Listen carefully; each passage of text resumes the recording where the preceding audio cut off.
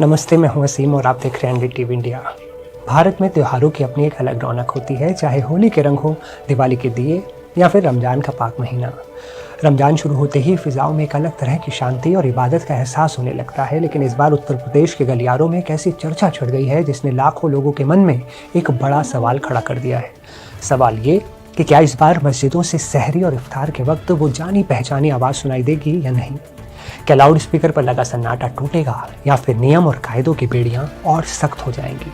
सहरी का वो वक्त जब सूरज निकलने से पहले पूरा परिवार एक साथ बैठता है और इफ्तार की वो घड़ी जब दिन भर के उपवास के बाद खजूर से रोज़ा खोला जाता है। सालों से इस वक्त की सूचना मस्जिदों से लाउड स्पीकर की मदद से दी जा रही थी, लेकिन इस बार मामला उत्तर प्रदेश की विधानसभा में पहुंच गया। सरकार और विपक्ष के बीच एक बहस छिड़ी है जिसका सीधा असर यूपी के करोड़ों लोगों की दिनचर्या पर पड़ने वाला है। आखिर योगी सरकार ने संवेदनशील मुद्दे पर क्या फैसला लिया है? क्या इस बार नियमों में कोई ढील मिलेगी या फिर सुप्रीम कोर्ट का वो आदेश ही अंतिम सच होगा? चलिए इस खबर की पूरी परतें एक कहानी की तरह खोलते हैं।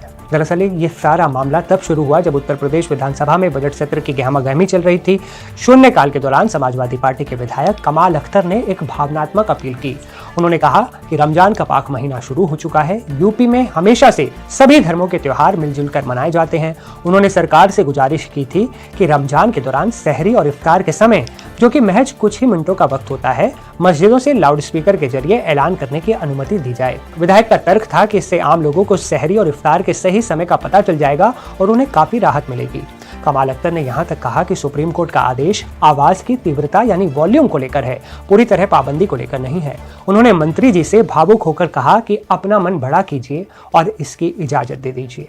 हमारे देश और उत्तर प्रदेश में हर वर्ष सभी धर्मों के अंदर त्यौहार आते हैं और सरकार की जिम्मेदारी होती है कि उस सरकार उन त्योहारों को अच्छी तरह से बनाने के लिए शांति व्यवस्था, कानून व्यवस्था के सारे इंतजाम सरकार, चाहे वो होली हो, दिवाली हो, अभी रामलीला आती है, 15-15, 16-16 दिन रामलीला चलती है, कांवड़ यात्रा चलती है। ईसाई धर्म में, सिख धर्म में आते हैं सर। अभी सर आज से हमारे मुस्लिम कम्युनिटी का रमज़ान का पाक महीना शुरू हुआ है सर। उसमें रमज़ान के अंदर जब अफ्तार का टाइम होता है, ये परंपरा आज की नहीं है, सदियों पुरानी परंपरा है सर। तो लाउड स्पीकर से उससे ऐलान किया जाता है। कोई ऐसा नहीं कि घंटे 2 घंटे किया जाता है, मिनट 2 मिनट 3 मिनट कि रोज़ा अफ्तार का टाइम हो गया, आप रोज़ा अफ्तार लें।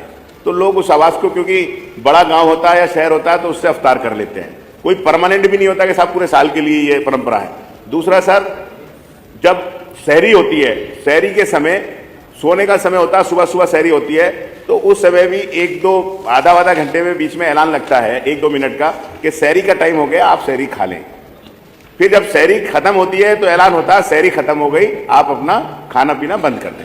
तो ये परंपरा है सदियों से सर। अभी पिछले दिनों सरकार की तरफ से ज़्यादातर धार्मिक स्थलों से लाउड स्पीकर हटा दिए गए हैं।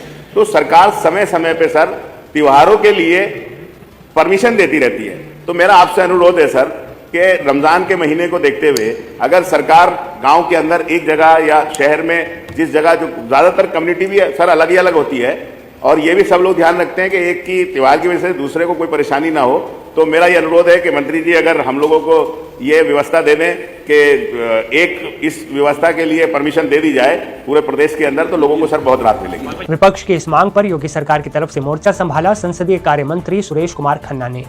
उन्होंने जो जवाब दिया वो कानून और आज के आधुनिक दौर की हकीकत को जोड़ने जैसा था। सुरेश खन्ना ने 2 टूक शब्दों में कहा कि लाउड स्पीकर पर जो भी पाबंदियां हैं वो सरकार का निजी फैसला नहीं है, बल्कि देश की सबसे बड़ी अदालत यानी सुप्रीम कोर्ट का आदेश है। कोर्ट ने स्पष्ट किया है कि रात 10 बजे के बाद लाउड स्पीकर का इस्तेमाल नहीं किया जा सकता, लेकिन इसके बाद उन्होंने जो तर्क दिया वो गौर करने वाला था। मंत्री ने कहा कि सहरी और इफ्तार के वक्त मस्जिदों से ऐलान की परंपरा उस दौर की है जब दुनिया में घड़ियों का चलन नहीं था। उस समय लोग सूरज की दिशा या सितारों को देखकर समय का अंदाजा लगाते थे, लेकिन आज वक्त बदल चुका है। आज एक रिक्शा चलाने वाले से लेकर सब्जी बेचने वाले तक, यानी हर गरीब और कमजोर आदमी की जेब में भी मोबाइल फोन है। हर किसी के पास सटीक समय देखने का जरिया है। ऐसे में लाउड स्पीकर के जरिए ऐलान की अब कोई व्यवहारिक आवश्यकता नहीं रह गई। सरकार का रुख साफ था, वे किसी की धार्मिक मान्यताओं में दखल नहीं देना चाहते, लेकिन कानून और व्यवस्था के साथ समझौता भी नहीं करेंगे। मंत्री ने साफ कर दिया कि सुप्रीम कोर्ट के नियमों का पालन करना सबकी जिम्मेदारी है। इस बहस के बाद विधानसभा में सन्नाटा तो खिंच गया, लेकिन लोगों के बीच एक चर्चा तेज हो गई। अब सवाल ये उठता है, क्या परंपराओं को आधुनिक तकनीक के साथ बदला जा सकता है? क्या वाकई मोबाइल फ़ोन ने लाउड स्पीकर की ज़रूरत को ख़त्म कर दिया है? एक तरफ धार्मिक भावनाएं हैं और दूसरी तरफ कानून का पालन। आप इस बारे में क्या सोचते हैं? क्या रमज़ान में कुछ मिनटों के लिए लाउड स्पीकर की अनुमति मिलनी चाहिए या फिर व्यवस्था जो चल रही है वही सही है? अपनी राय कमेंट बॉक्स में आप हमें बता सकते हैं। मिलते हैं अगले वीडियो में।